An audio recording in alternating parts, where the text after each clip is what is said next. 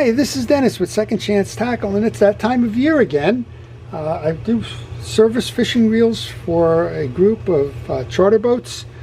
This one comes to me from Long Island, and we've just got a whole pile of reels. Actually, we have a couple of buckets that look like this, and what happens is the charter boats will rent fishing reels to customers that don't come with their own tackle. They're just looking for a day out on the water, and they'll rent the pole and rod and reel combination, go fishing for the day, and then depart without having to make a big investment in a rod and a reel to just enjoy a day on the ocean. Well, those reels break from time to time. There's a lot of history that goes on into these reels. Some of that history has to do with daily usage.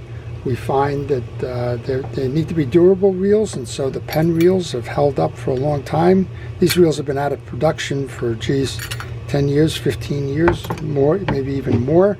But if you take care of these reels, they will take care of you. It's kind of a common theme in the rod rental business. Just get something that's durable and something that has access to parts, and something where it's relatively easy to get repaired. And all of those speak to Penn. So what I thought I would do is I just kind of go through the reels in the bucket. We'll show you a little bit about the common failure points of these reels, and kind of what the work is ahead. So the first one up is a Penn 65, and you can see we've lost all of the screws. Now that's unusual.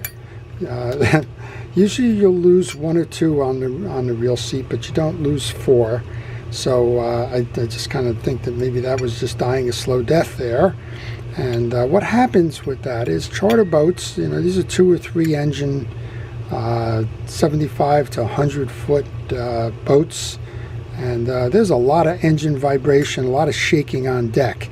And when these things are sitting in the rod holders day after day, those screws work loose, and eventually they fall out. But usually a mate will be able to catch the problem at 2, right? If you lost 1 screw, sometimes it's a little wobbly in the reel seat, but if you lose 2, whether it's opposing or side to side, that reel seat is not going to hold the rod very well.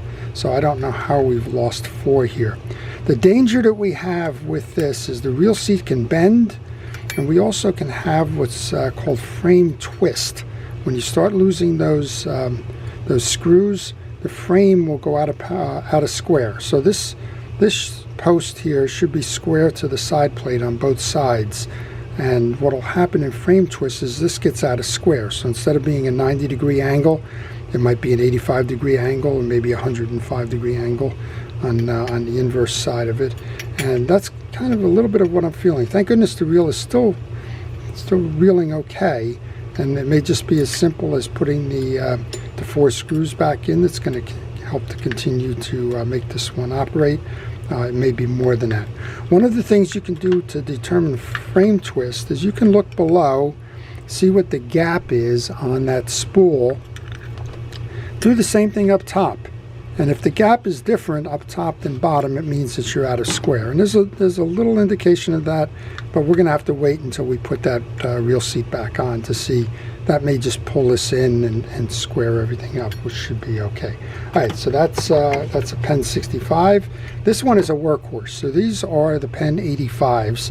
Out in Long Island, they're fishing scup, porgies, flounders, sea bass, all probably in about 25 feet of water or so. And so the depths are not there. They're all bottom fish. And what typically you need is you need something to winch them up, and that's what we have here. We have a Penn 85, narrow frame, doesn't need a lot of capacity, but certainly has enough capacity to do it. The reel has been around forever. We got a loose handle, but that works out over time.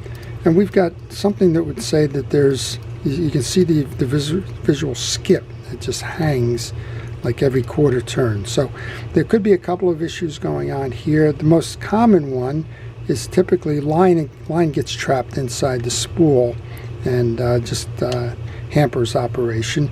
It could be a chipped tooth on a pinion gear or on the main gear. But if it was on the main gear, it would only occur one place in the rotation. So let's say it hung here, it wouldn't hang again until it came back over to the other side. Well, this one I'm feeling it here, here, here. I'm feeling it 4 times, so that may indicate that there's a chip on that pinion gear if it's not something like a broken part inside. So another way to check before you even open them up to see if it's a broken part, the broken part likely would be a free spool release spring.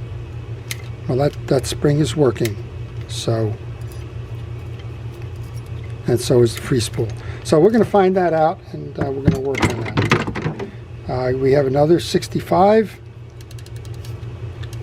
This one's sluggish. This one I would say is probably more an indication.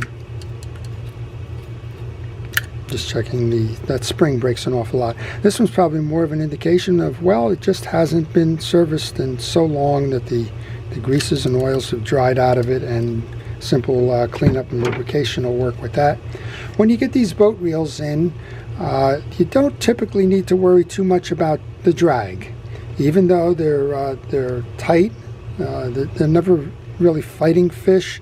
They're just pulling up fish from the bottom.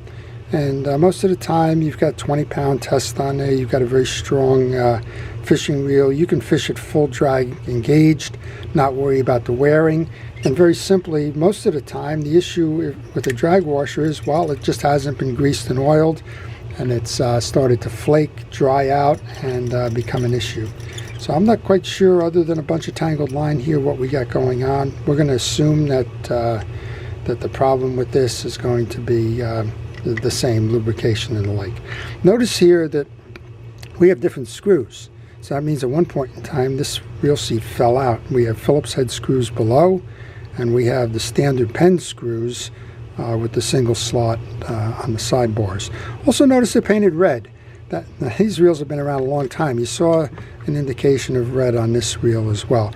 That's what a lot of these for rent poles and reels, they get marked so that the mates on the boat know that that's their reel, and it's kind of a theft prevention device, right? You see a red reel walking off the boat, probably chances are that it's your reel. This one probably came in for the handle. We can just see that this is a mess. We have a broken side plate here. We can look at where the extension is. The ferrule or the gear sleeve is broken out here. This side plate normally would need to be replaced. Believe it or not, you can run this reel with that chip, but it looks like what happened here is this thing got slammed. That's probably what freed up the handle. The handle's broken and needs to be replaced. You can still get the side plates used, so we probably will do that. Here's a, well, sometimes the mates just give up on reels, right? This is just a bird's nest in this one. No anti-reverse, so that's a fairly common one. No anti-reverse. The dog is either worn or the spring has gone shooting. We don't have the lockdown on the handle nut. Now on the older ones with the straight screw, there is no lockdown, but there should be a lockdown screw going in here. That can all get replaced. I suspect we'll be able to fix that one up either by replacing the dog or by replacing the spring, or both. This one's got a main gear issue. I can feel an incredible amount of vibration as you turn this around. That's just old, and you can tell all the chrome is worn off the cross posts, and it makes sense to replace the main gear. The main gear costs about $6 or $7, and it's well worth replacing, keeping it going. This one, what we were saying about the boat vibration, this one rarely falls off. That's the non-gear side bearing. You can see it here. It's held in by a spring. In this case, the spring and the cap have gone missing, as has that side plate screw. So we're missing the screw on both sides of that. So we're going to attribute that to boat vibration. Those are parts that are still available and we can get.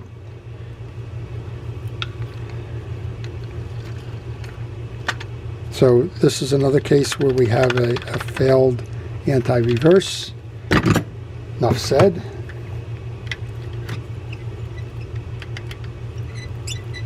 This one is just old and tired. It needs drag washers. You can tell if it needs drag washers by looking behind the star adjuster here, and if you do not have any space between the collar and the star adjuster means that the drag washers are worn beyond use, need to be replaced, and then that reel, of course, needs service. I think I got about 30 of these in. Waiting to find the first one that's an indication that I have a broken spring, because that's a common one as well. Just a whole loose assembly here. It may be that the gear sleeve on this one on the bridge is worn. And we'll just do one more. I have more in here. This one has got a lot of tangle on it. This is what I was mentioning before. You can see here that there's plenty of drag in here. That gear sleeve is proud by maybe a 1/16 or an eighth of an inch. On that other one, the star was all the way down here. But other than that, the common things to check before you take off the reel in your early diagnosis is just, does it turn? Does it turn easily? Does it have the drag washers? Is it missing screws? Does the spring work? And then you're going to have to take the rest apart to do that. Well, all of the things that I've showed you here apply to buying a reel at a market, whether it's a flea market, a garage sale, fishing show, whatever. You want to do all of those preliminary tests before you make an offer in terms of the price you're willing to pay for a reel. And you need to consider all of those things and a little bit more. A little bit more would be cosmetic condition. Something well worn like this that has no chrome finishes is worn here. Maybe sun bleached or UV faded side plates. Those are certainly going to sell for less than something that looks brand new. And even here, for example, this one looks a whole lot nicer. And then, of course, you want to pay attention to this stuff too as well. Somebody inscribed their name in here. Joseph probably bought it in 1992. That's probably what the 92 is. The chrome and the trim is good like that. But if you're doing this for resale, a lot of folks, unless their name is Joseph, a lot of folks do not like that inscription in there. Why was that inscribed in there? Well, same reason that the reels were painted red, right? It's a quick identification, kind of like inscribing the windshield of your car with the vehicle ID number on it in case it's stolen, right? So there you go. That's a preview of the reels that I'll be working on from the boat. And I look forward to getting these things back out there and getting them fishing again. So I hope you've enjoyed that. Everybody, please stay safe and stay well. To our first responders, thank you for everything it is that you do. Your efforts truly are appreciated. And to everybody, please stay safe, stay well, and stay watching. This is Dennis with Second Chance Tackle. Have a great day.